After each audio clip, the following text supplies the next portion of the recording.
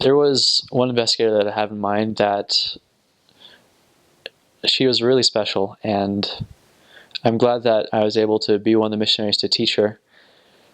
And she was definitely prepared throughout all of her life to hear the gospel and to embrace the atonement of Jesus Christ in her life.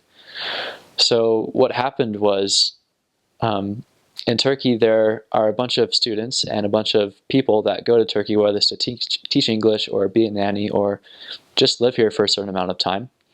And there's this one student who came with a group of friends from their college, and they went to Turkey.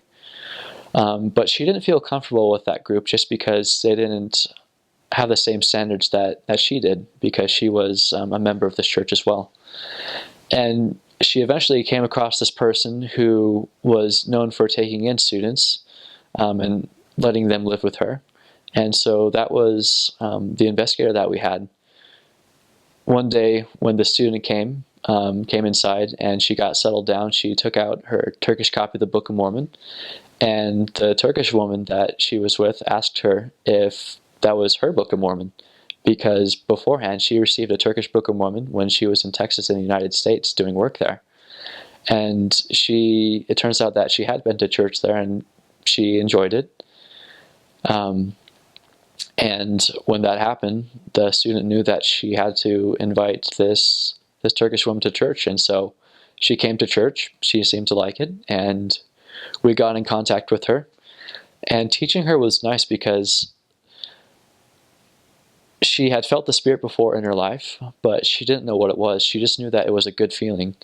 And as we taught about the Spirit and how to recognize it, we read in John chapter 14, and I believe it's verse 26. So pretty much it says that the Holy Ghost will bring all things to your remembrance. And she said before that while we were teaching her, it felt like she already knew she already knew these things, but she was just being reminded of it. And after she said that, we invited her to be baptized, and she said yes. And she is a great person. She was able to give up drinking tea and other things like that, because tea is a really big part of Turkish culture, and we had to turn that down quite a bit, but that led to a good segue of our beliefs.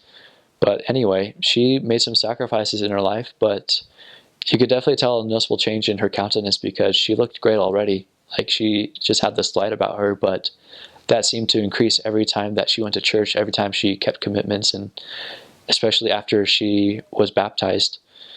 So that was definitely one very memorable experience that I had in Turkey, and that was one of the first baptisms that we had, and that was just a testament to me that there were ready people in Turkey. There were people prepared by the Lord, and when they recognized the truth and heard it, they followed it. And that was a great testimony builder for me.